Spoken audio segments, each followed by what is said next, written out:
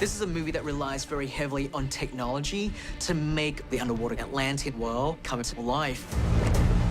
I think this film is surfacing, if I may use that word, at the right time, because I think the technology has caught up with the storytelling. I don't think 5 years ago you could have made this movie, especially not 10 years ago.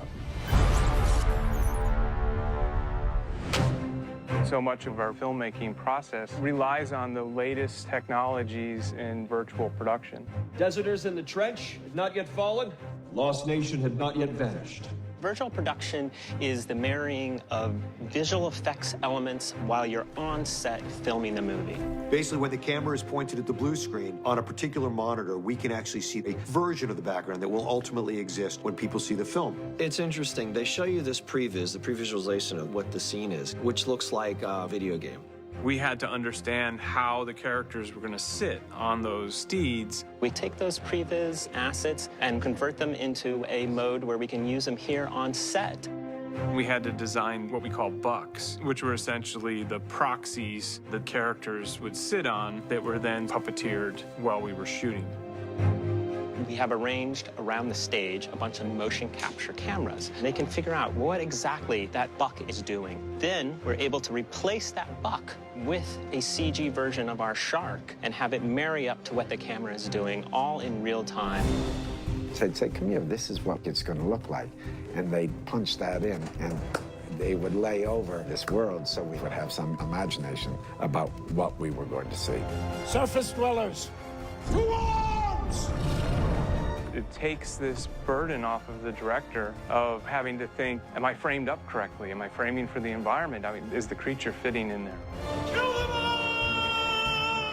It's slow work, it's complicated work, and then, of course, it's always sweetened by special effects.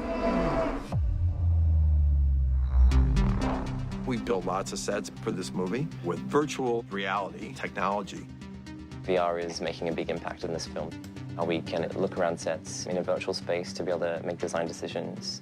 I've primarily been working on the Manta sub, and VR lets you show people in a really exciting new way because you can actually get in there and test it yourself.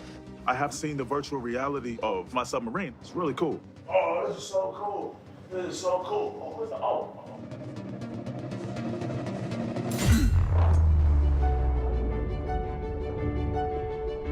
It's pretty phenomenal how, through a combination of high-tech visual effects, as well as more traditional techniques, we were able to make this movie. We did a thing which was like a wall of water, where they came out of the wall of water into a void of no water. There was a lot of testing. Getting it right is pretty tricky because it only stays in a sheet for so long before terminal velocity breaks it up, and we couldn't do a lot about that. But I think that worked really well. The light was a really important part of creating this reality. The challenge is creating this underwater world in a dry environment. There's a whole way that light travels through water. Anytime you have light crossing through this air-water boundary, you're going to get these sort of natural refractions. It's what you see at the bottom of a swimming pool that says water. It really sort of tells you where you are. So we try to emulate that. We actually have built water trays above us to kind of manipulate the light, and it makes you feel like you're underwater. What we did in some scenes is we created these walls of light. It added another layer to the reality of it. Every single shot has its own purpose-built gimbal rig that allows us to be able to pull off what we need to do.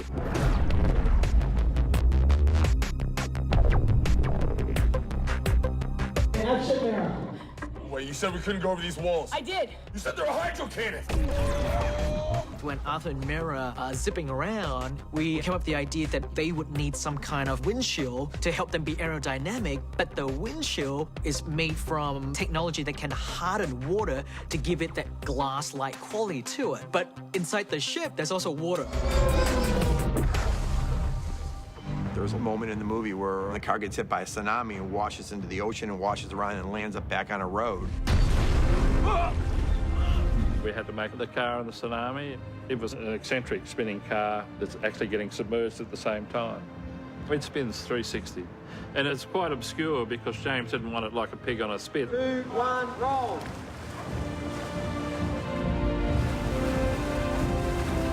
I think ultimately, because James and everyone involved did such an amazing job of embracing the aquatic technology, everything is just really well executed.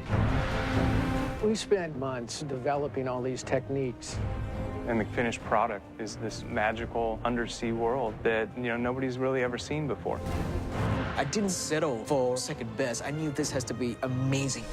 You know, it's the right filmmaker, the right time, with the right technology, being able to accomplish this movie.